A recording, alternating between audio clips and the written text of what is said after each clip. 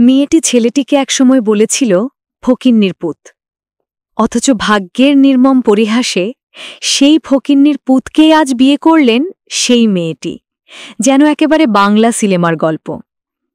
শ্যামলী সুলতানা জেদনি একসময় বাংলাদেশ গণতান্ত্রিক ছাত্র সংসদের নেত্রী ছিলেন। রাজনৈতিক মঞ্চে তাকে বহুবার দেখা গেছে সরব ভূমিকায়। তার ভেরিফাইড ফেসবুক আইডিতেও ছিল এনসিপি নেতা হান্নান মাসুদকে নিয়ে কঠোর সমালোচনা।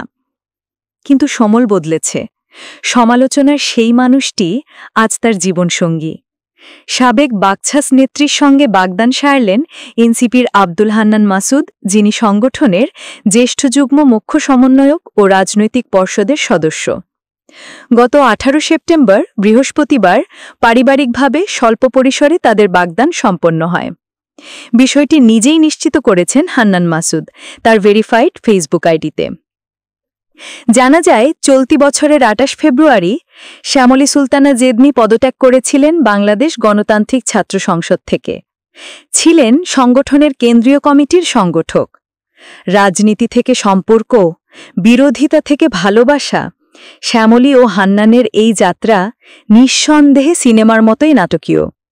শেষমেশ প্রমাণ হল, সম্পর্কের অঙ্ক কষা যায় না। জীবন সবসময় লিখে যায় নিজস্ব গল্প। ভালোবাসা শেষ পর্যন্ত জয়ী হয়।